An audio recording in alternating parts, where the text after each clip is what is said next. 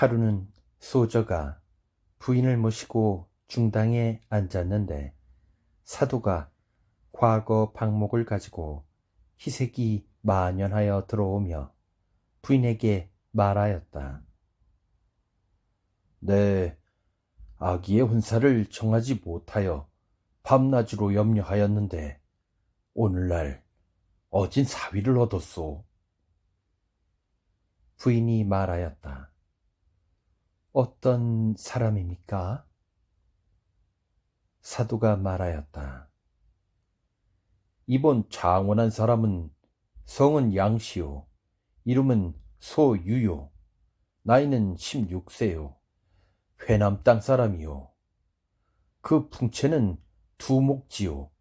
그 재주는 조작원이니 진실로 이 사람을 얻으면 어찌 즐겁지 아니하겠소. 부인이 말하였다. 10번 듣는 것이 한 번 보기만 못하다 하니 친히 본 후에 정하십시오. 소저가 이 말을 듣고 부끄러움을 이기지 못하여 즉시 일어나 침소에 가 춘운에게 말하였다. 저번에 검은 곳 하던 여관이 촛땅 사람이라 하더니 회남은 촛땅이다. 양 장원이 분명히 부친께 배우려 올 것이니 춘랑은 자세히 보고 나에게 이르라. 춘운이 웃으며 말하였다. 나는 여관을 보지 못하였사오니 양 장원을 본들 어찌 알겠습니까? 소저가 주렴 사이로 잠깐 보시면 어떠하겠습니까? 소저가 말하였다. 한번 욕을 먹은 후에 다시 볼 뜻이 있겠는가? 이때 양 장원이 회시 장원하고 이어서 급제 장원하여 한림 학사를 하니 이름이 천하에 가득하였다. 명문 귀족의 딸 둔 집에서 매파를 보내어 구원하는 집이 구름 모이듯 하였다. 생이 정사도와의 혼사를 생각하여 다 물리쳤다. 하루는 한림이 정사도를 배우려 가 통하자 사도가 즉시 화당을 청소하고 맞는데 한림이 머리에 개수나무 꽃을 꽂고 홍패와 한림 유지를 드리고 화동과 악공이 각각 풍류를 울리며 사독궤 뵈니 풍채가 아름답고 예의를 지키는 태도나 행동이 거룩하여 사도가 기쁨을 이기지 못하였다. 춘운이 시비 등을 불러 말하였다.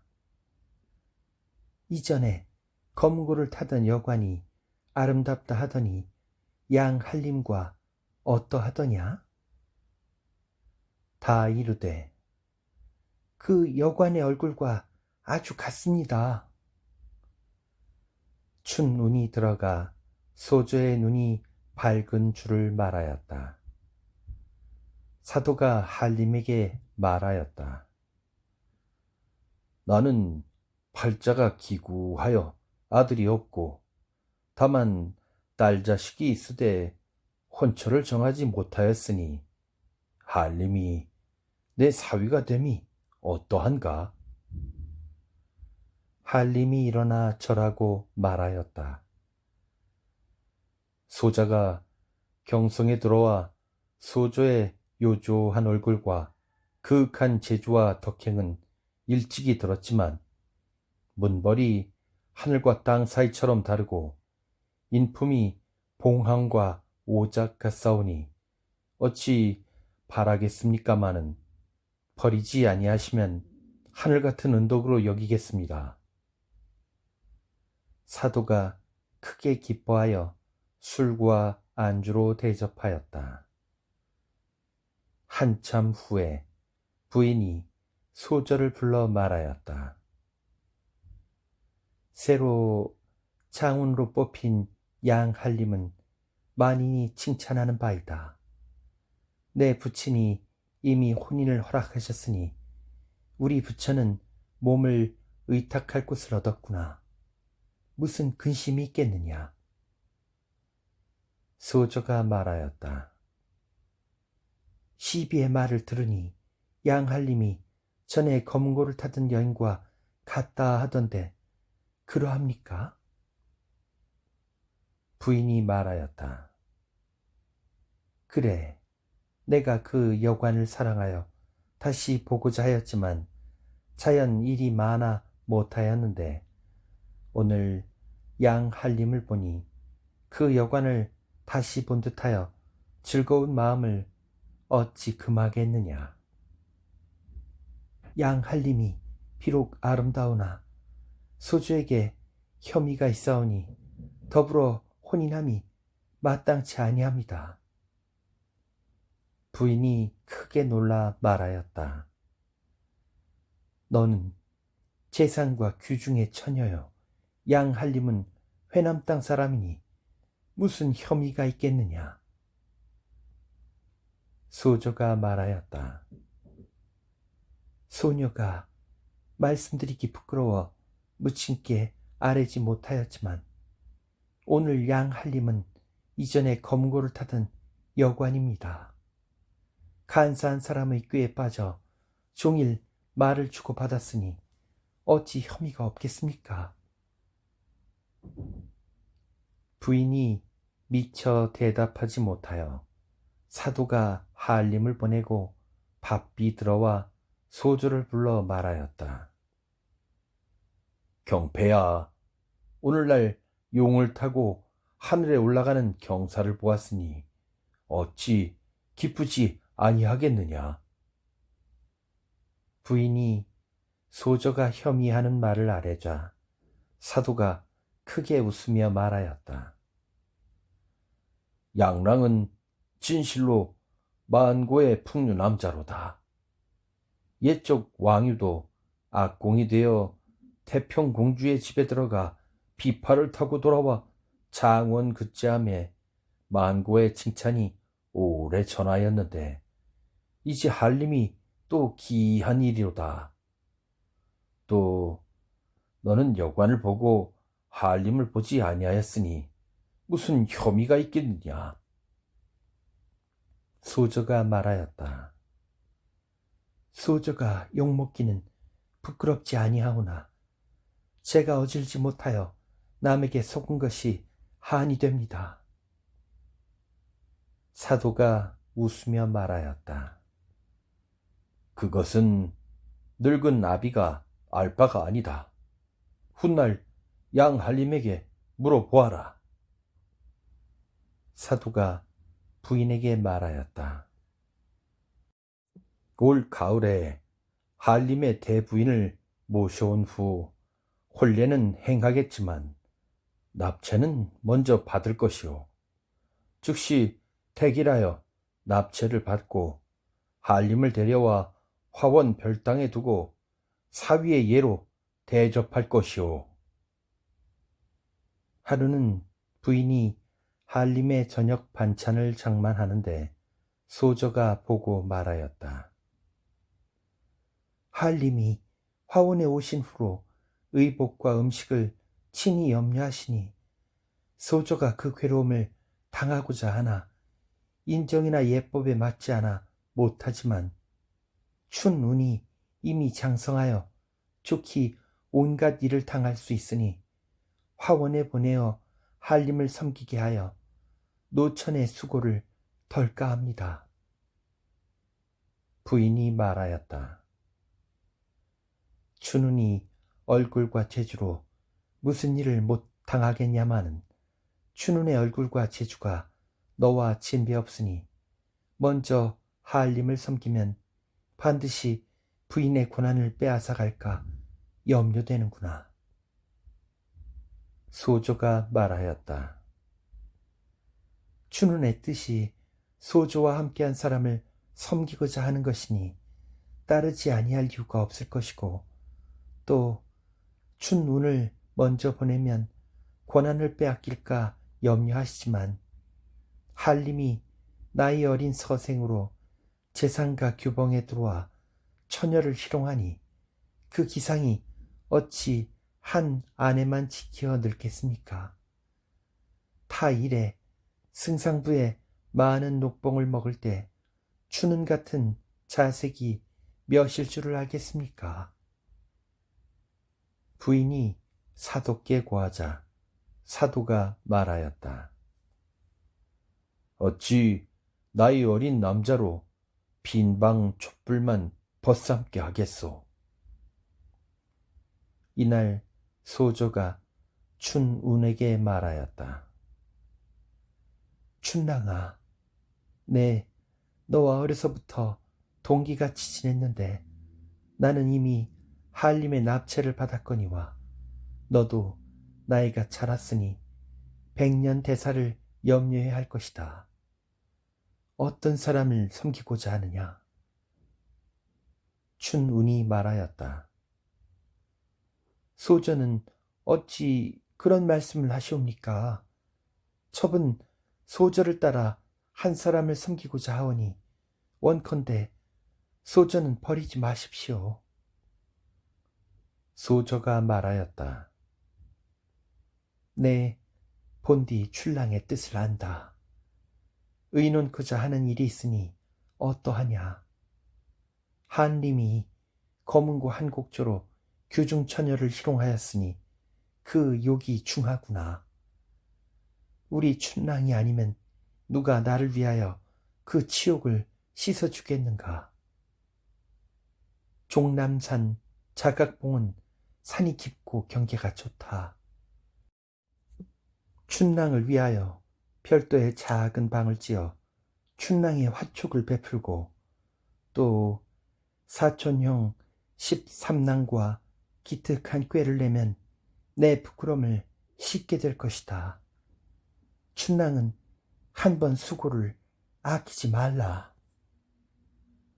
춘운이 말하였다. 소저의 말씀을 어찌 사양하겠습니까마는 타일에 무슨 면목으로 한림을 뵙겠습니까? 소조가 말하였다. 군사의 무리는 장군의 명령을 듣는다 하니 춘랑은 한림만 두려워하는구나. 춘랑이 웃으며 말하였다. 죽기도 피하지 못하는데 소조의 말씀을 어찌 쫓지 아니하겠습니까? 각설. 한림이 한가한 날이면 술집에 가 술도 먹으며 기생도 구경했는데 하루는 정 13이와 한림에게 말하였다. 종남산 자각봉이 산천이 아름답고 경계가 좋으니 한번 구경함이 어떠하오? 한림이 말하였다. 바로 내 뜻입니다. 하고 술과 안주를 이끌고 갔다. 한 곳에 도착하니 꽃과 풀은 흐드러지게 피어있고 온갖 꽃은 아리따운데 문득 시냇물에 꽃이 떠 내려오거늘 한림이 말하였다. 반드시 무릉도원이 있을 것이다. 정생이 말하였다. 이 물이 자각봉에서 내려오는데 일찍이 들으니 꽃 피고 달 밝은 때에는 신선의 풍류 소리가 있어 들은 사람이 많다 하지만 나는 신선과의 연분이 없어 한 번도 구경치 못하였으니 오늘 형과 함께 옷을 떨치고 올라가 신선의 좌취를 찾고자 합니다. 그러할 때 문득 정생의 종이 바삐와 아뢰었다. 낭자의 병이 중하오니 상공을 어서 오시라 합니다. 정생이 탄식하며 말하였다. 과연 신선과의 연분이 없도다. 인연이 이러하여 가지만 양형은 신선을 찾아보고 오시오.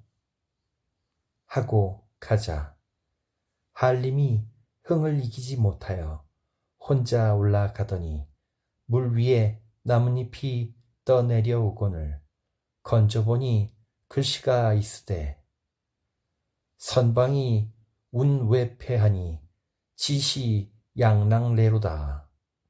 신선의 개구름 밖에서 짖으니 알겠군. 양랑이 오는구나 하였거늘 한림이 크게 놀라 말하였다. 이는 반드시 신선의 글이다. 하고 층암 절벽으로 올라가니 이때 날이 저물고 달이 밝아 길은 험하고 의탁할 곳이 없어 배회하는데 갑자기 푸른 옷을 입은 선동이 시냇가의 길을 쓸다가 한림을 보고 들어가며 양랑이 오십니다 하거늘 한림이 더욱 놀라 어린 선녀를 따라가니 층암 절벽 위에 한 정자가 있으되 온갖 화초가 만발한데 앵무공작이며 두견새 소리가 낭자하니 진실로 선경이었다. 한림이 마음이 황홀하여 들어가니 비단 장막에 공작 병풍을 둘렀는데 촛불을 밝게 켜고 서 있다가 한림께 나와 예를 울린 후에 말하였다. 양랑께서는 어찌 점으로 오십니까? 한림이 대답하여 말하였다. 소생은 인간 사람이라 신선과 혼약할 연분이 없는데 어찌 더디다 하십니까? 선녀가 말하였다. 한림은 의심치 마십시오. 하고 여동을 불러 말하였다. 낭군께서 멀리 와 계시니 급히 차를 드려라. 하니 여동이 즉시 백옥 쟁반에 신선의 과일을 배설하고 유리전에 자주를 부어 권하거늘 그 술이 인간 술과 달랐다. 한림이 말하였다. 선녀는 무슨 일로 요지에 무한한 경계를 버리고 이 산중에 와 외로이 머무십니까? 선녀가 탄식하여 말하였다. 옛일이 꿈 같아 생각하면 슬픕니다. 첩은 서왕모의 시녀로서 광안궁의 잔치 때 낭군이 첩을 보고 희롱했다 하시고 옥황상제께서 진노하시어 낭군은 중죄하여 인간으로 귀양 보내고 첩은 경한죄로 이 산중에 와 있는데 낭군이 화식을 하신 까닭에 전생 일을 알지 못하신군요. 상제께서 첩의 죄를 용서하셔서 곧 승천하라는 분부가 계셨지만 낭군을 만나 전생의 회포를 풀고자 하는 까닭에 아직 머물렀으니 한림은 의심치 마십시오. 한림이 이 말을 듣고 선녀의 손을 이끌어 침소로 들어가 오랫동안 바라던 회포를 다 못 풀었는데 사창이 밝아왔다. 선녀가 한림에게 말하였다. 오늘은 첩이 승천할 날이어서 모든 선관이 첩을 데리러 올 것이니 낭군은 오래 머물지 못하실 것입니다. 하고 어서 가기를 재촉하며 말하였다. 낭군이 첩을 잊지 아니하신다면 다시 만나 뵈올 날이 있을 것입니다. 하며 수건에 이별시를 써 한림에게 주거늘 한림이 옷소매를 떼어 그 글에 화답하였다. 선녀가 그 글을 보며 눈물을 지으며 말하였다. 서산에 달이 치고 두견이 슬피우니 한번 이별하면 구만 장천 구름밖에 이 글귀뿐이군요. 글은 받아 품에 품고 제삼 재촉하였다. 때가 점점 늦어지니 낭군은 어서 가십시오. 한림이 선녀의 손을 잡고 눈물로 이별하니 그 애련한 정은 차마 보지 못할 바였다. 한림이 집에 돌아오니 자각봉에 많은 화초가 두 눈에 삼삼하고 선녀의 말소리는 두 귀에 쟁쟁하니 꿈을 깬 듯하여 탄식해 말하였다.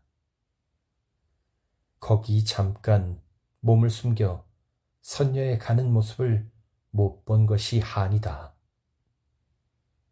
이렇듯 도저히 잊을 수 없어 할 때 정생이 돌아와서 한림에게 말하였다. 어제 집사람의 병으로 형과 함께 선경을 구경하지 못하여 한이 되었으니 다시 또 한번 형과 놀아봄이 어떠하오? 한림이 크게 기뻐하여 선녀가 있던 곳이나 보고자 하여 술과 안주를 가지고 성 밖에 나와 보니 녹음 방초가 꽃보다 아름다운 초여름이었다. 한림과 정생이 술을 부어 마시는데 길가에 퇴락한 무덤이 있어 한림이 잔을 잡고 탄식하여 말하였다. 슬프다. 사람이 죽으면 다 저러하구나. 정생이 말하였다. 형은 저 무덤을 알지 못할 것이오. 옛 장녀랑의 무덤이라. 장녀랑의 얼굴과 제덕이 만고의 으뜸이었는데 나이 20세에 죽자 후세 사람들이 불쌍히 여겨 그 무덤 앞에 화초를 심어 망혼을 위로하니 우리도 마침 이곳에 왔으니 한 잔 술로써 위로함이 어떠하오? 한림은 다정한 사람이다. 형의 말씀이 옳소. 한 잔 술을 아끼겠는가? 하고 각각 제문을 지어 한 잔 술로 위로하였다. 이때 정생이 무덤을 돌아다니다가 문득 비단 적삼 소매에 쓴 글을 얻어가지고 읊으며 말하였다. 어떤 사람이 이 글을 지어 무덤 구멍에다 넣었는가? 한림이 살펴보니 자각봉에서 선녀와 이별하던 글이었다.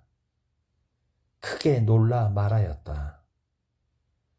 그 미인이 선녀가 아니라 장녀와의 혼이었구나. 하고 땀이 나 등이 젖고 머리털이 하늘로 솟았다. 정생 없는 때를 타 다시 한 잔 술을 부어 가만히 빌어 말하였다. 비록 유명은 다르지만 정은 같으니 홀령은 다시 보게 하라. 하고 정생을 데리고 왔다. 이날 밤 한림이 화원 별당에 앉았는데 과연 창밖에 발자취 소리가 나 한림이 문을 열어보니 자각봉 선녀였다. 한편으로 반갑고 한편으로는 놀라 내달아 옷 같은 손을 이끌자 미인이 말하였다. 첩의 근본을 낭군이 아셨으니 더러운 몸이 어찌 가까이 하겠습니까? 처음에 낭군을 속인 것은 놀라실까 하여 선녀라 하여 하룻밤 모셨던 것인데 오늘 첩의 무덤을 찾아와 제사를 올리고 술을 부으셨으니 즐거웠고 또 제문을 지어 임자 없는 그 혼을 이같이 위로하시니 어찌 감격치 않겠습니까? 은공을 잊지 못하여 은희에 보답하러 왔지만 더러운 몸으로는 다시 상공을 모시지 못하겠습니다. 한림이 다시 소매를 잡고 말하였다. 사람이 죽으면 귀신이 되고 환생하면 사람이 되는 그 근본은 한 가지라. 유명은 다르나 연분을 잊을 수 있겠는가? 하고 허리를 안고 들어가니 연모하는 정이 전날보다 100배나 더하였다. 한참 후에 날이 새었다. 미인이 말하였다. 첩은 날이 밝으면 출입을 못합니다. 한림이 말하였다. 그러하면 밤에 만나기로 하지. 미인이 대답치 아니하고 꽃밭 속으로 들어갔다. 이후부터는 밤마다 왕래하였다. 하루는 정생이 두진인이란 사람을 데리고 화원에 들어가니 한림이 일어나 예를 올린 후에 정생이 말하였다. 진인은 한림의 관상을 보십시오. 진인이 말하였다. 한림의 관상이 두 눈썹이 빼어나 눈초리가 귀 밑까지 갔으니 정승할 상이요. 귀 밑이 분을 바른 듯하고 귓밥이 구슬을 들인 듯하니 어진 이름을 천하에 진동할 것이요. 권골이 낮에 가득하니 병권을 잡아 말리 밖에 봉후할 관상이지만 한 가지 흠이 있습니다. 한림이 말하였다. 사람이 길흉화복은 다 정한 바요. 진인이 말하였다. 상공이 숨겨둔 첩을 가까이 하십니까? 한림이 말하였다. 없소이다. 진인이 말하였다. 혹 옛날 무덤을 지나다 슬픈 마음이 일어난 적이 있으십니까? 없소.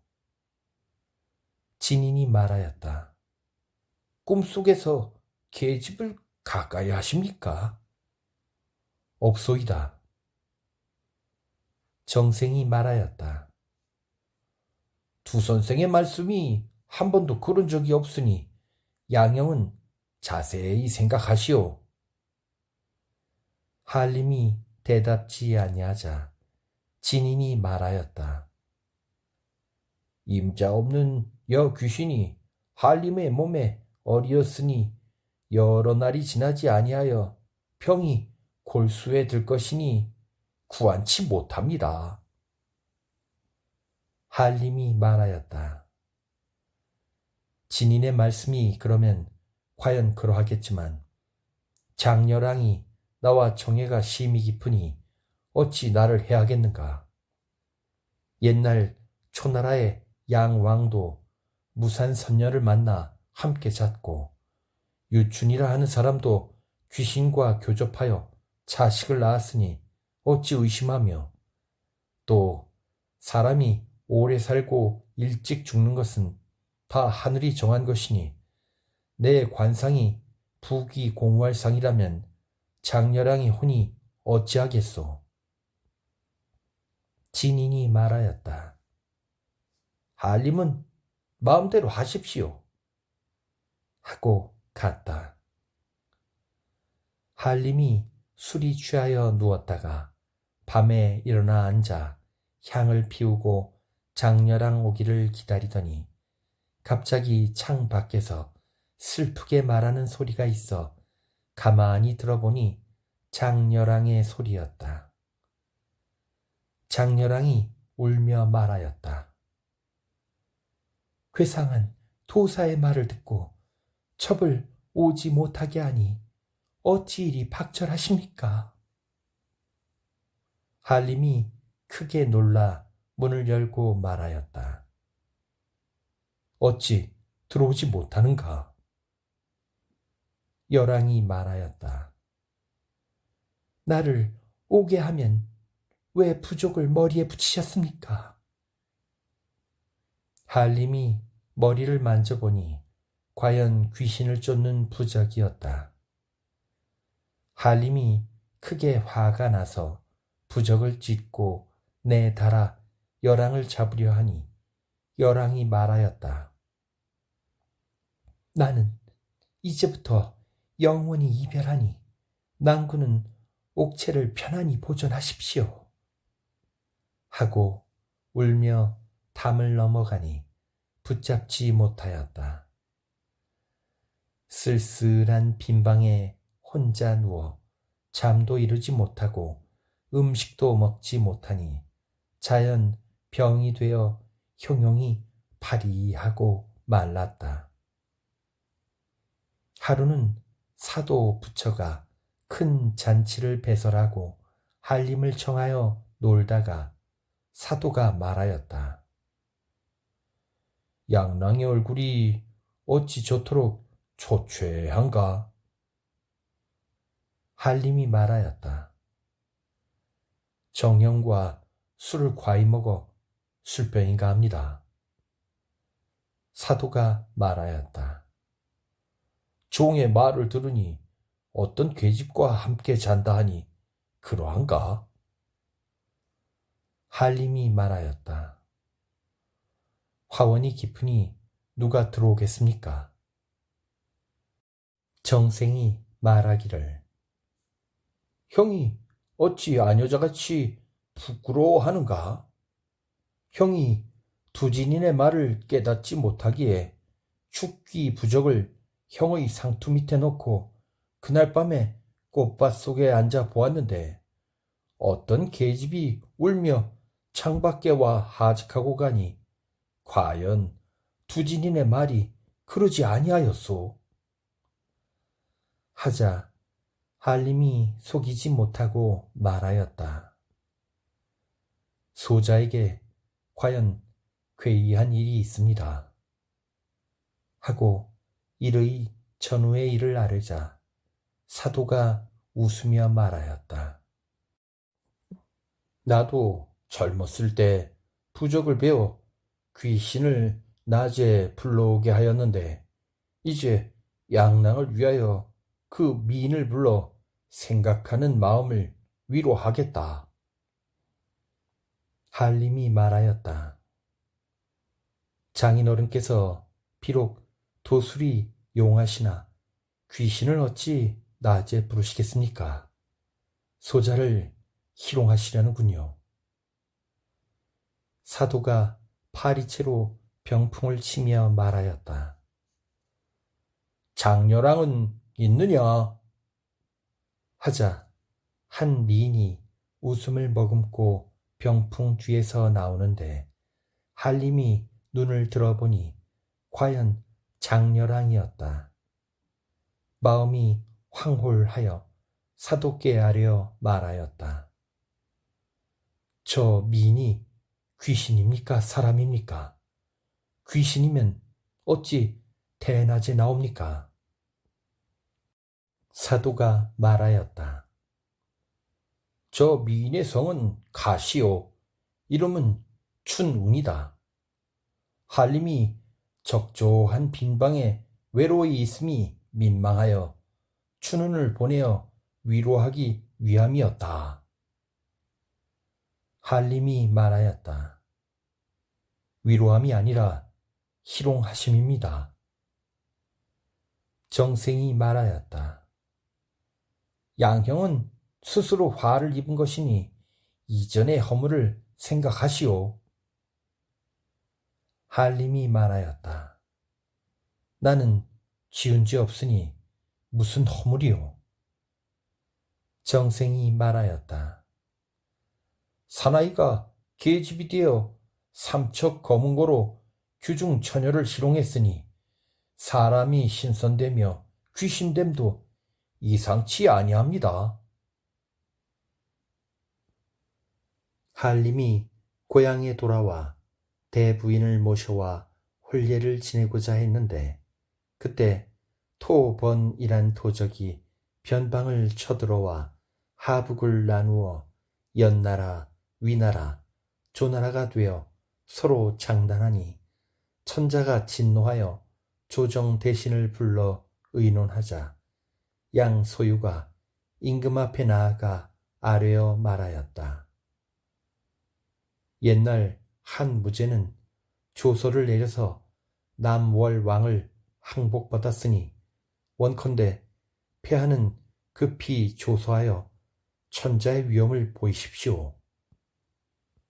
천자가 현명하다 하시고 즉시 한림을 명하여 조서를 만들어 세 나라에 보내니 조왕과 위왕은 즉시 항복하고 무명 천피를 드렸지만 오직 연왕은 땅이 멀고 군병이 강하기로 항복치 아니하였다.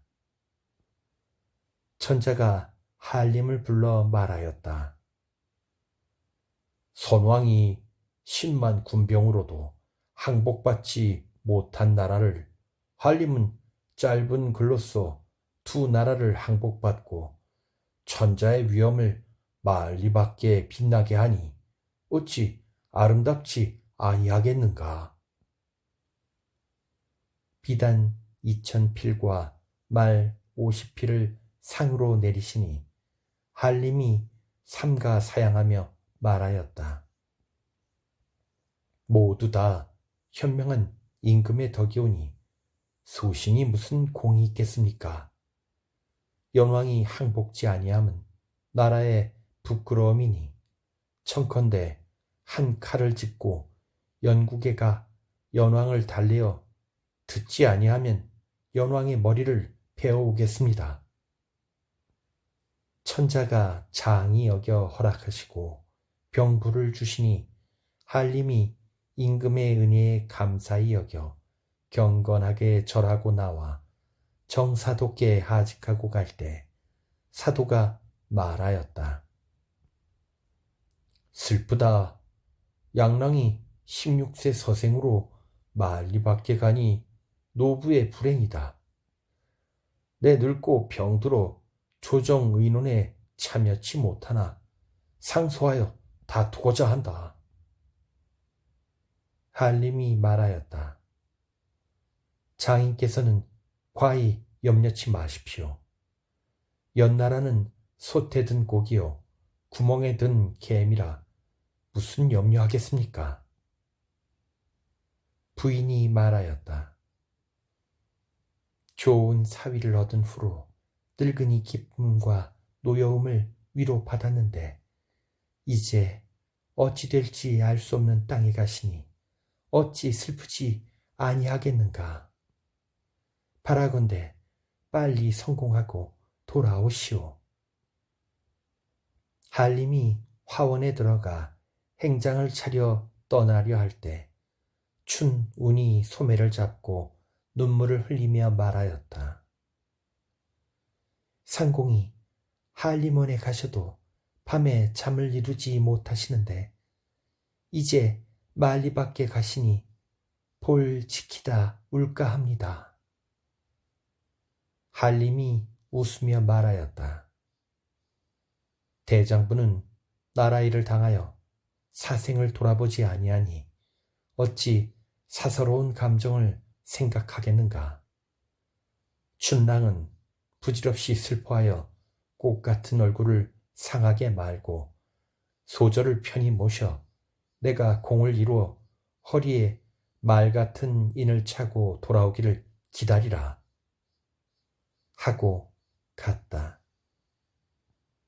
한림이 낙양 땅을 지날 때 16세 소년으로 옥절을 가지고 병부를 차고 비단옷을 입고 위의가 늠름하였다. 낙양 태수와 하남 부윤이 다 앞길을 인도하여 맞으니 광채가 비할 데 없었다. 한림이 서동을 보내어 개서머를 찾으니 서머리 거짓으로 아프다 하고 산중에 들어간 지 오래였다. 한림이 섭섭한 마음을 금치 못하여 객관에 들어가 촛불만 벗을 삼고 앉았다가 날이 새건을 글을 지어 벽 위에 쓰고 갔다. 영국에 이르니 그 땅 사람이 한쪽 구석에 있어 천자의 위엄을 보지 못하였다가 한림 행차를 보고는 두려워 음식을 많이 장만하여 군산을 먹이고 살해하였다. 한림이 연왕을 보고 천자의 위엄을 베푸니 연왕이 즉시 땅에 엎드려 항복하고 황금 1만 양과 명마 100피를 드리거늘 한림이 받지 아니하고 왔다. 한단 땅에 이르러 한 나이 어린 서생이 혼자 한 마리 말을 타고 행차를 피하여 길가에 섰는데 한림이 자세히 보니 얼굴은 반악 같고 풍채와 거동이 비범하거늘 한림이 객관에 머물러 소년을 청하여 말하였다. 네, 천하를 두루 다니며 보았지만 그대 같은 사람을 보지 못하였으니 성명을 뉘라 하는가? 대답하여 말하였다. 소생은 하북 사람입니다. 성은 적시오, 이름은 생이라 합니다. 한림이 말하였다. 네, 어진 선비를 얻지 못하여 세상 일을 의논치 못하였는데 그대를 만나니 어찌 즐겁지 아니하겠는가? 적생이 말하였다. 나는 초야에 묻혀 있어 견문이 없거니와 상공이 버리지 아니하시면 평생 소원인가 합니다. 한림이 적생을 데리고 산수 풍경을 구경하고 낙양 객관에 다다랐다. 개서물이 높은 누각 위에 올라 한림의 행차를 기다리다가 한림에게 나아가 절하고 앉으니 한편으로는 슬프고 한편으로는 기쁨을 이기지 못하여 눈물을 흘리며 말하였다. 첩이 상공을 이별한 후에 깊은 산중에 들어가 자취를 감추었다가 상공이 급제하여 한림 벼슬하신 기별만은 들었지만 그때 옥절을 가지고 일이 지나실 줄을 모르고 산중에 있었는데 연나라를 항복받아 꽃 장식 한 덮개 가마를 앞에 세우고 돌아오실 때 천지 만물과 산천초목이 다 환영하오니 첩이 어찌 모르겠습니까? 알지 못하겠지만 부인은 정하셨습니까? 한림이 말하였다. 정사도 여자와 혼사를 정하였지만 예식은 치르지 못하였다. 말을 그친 후에 날이 저물어 서동이 고하여 말하였다. 한림께서 적생을 어진 선비라 하셨는데 지금 섬랑의 손을 잡고 희롱하고 있습니다. 한림이 말하였다. 적생은 본디 어진 사람이라 반드시 그러지 아니할 것이오. 서물도 내게 정성이 지극하니 어찌 다른 뜻이 있겠는가. 내가 잘못 보았다. 서동이 열적어 물러갔다가 한참 후에 다시 와 고하였다. 상공께서 제 말을 요망터 하셔 다시 아뢰지 못하겠으나 원컨대 상공께서 잠깐 가서 보십시오. 한림이 난간에 숨어 거동을 보니 과연 적생이 서멀의 손을 잡고 희롱하거늘 한림이 하는 말을 듣고자 하여 나아가니 적생이 갑자기 한림을 보고 놀라 도망하고 서멀도 부끄러워 말을 못하자 한림이 말하였다. 섬랑아, 내가 적생과 친한 사이였느냐? 서몰이 말하였다. 첩이 과연 적생의 누이와 결이 형제하여 그 정이 동기 같더니 적생을 만남에 반가워 안부를 물었는데 상공께서 보시고 의심하니니 첩의 죄가 100번 죽어도 아까울 것이 없습니다. 한림이 말하였다. 내 어찌 섬랑을 의심하겠는가?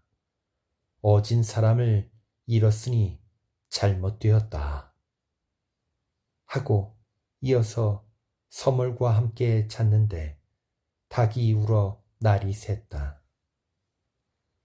서멀이 먼저 일어나 촛불을 돋우고 단장하는데 한림이 눈을 들어보니 밝은 눈과 고운 태도가 서멀이었으나 자세히 보면 또 아니었다. 한림이 놀라 물어 말하였다. 미는 어떤 사람인가? 대답하여 말하였다. 첩은 본디 하북 사람입니다. 제 성명은 적경홍으로 섬랑과 함께 결이 형제한 사이였는데 오늘 밤 섬랑이 마침 병이 있노라 하고 저에게 상공을 모시라 하거늘 첩이 마지 못하여 모셨습니다. 말을 맺지 못하여 서멀이 문을 열고 말하였다. 상공께서 오늘 밤 3사람을 얻었으니 축하드립니다. 첩이 일찍이 하북의 적경홍을 상공께 천거하였는데 과연 어떠십니까? 한림이 말하였다. 듣던 말보다 훨씬 낫군.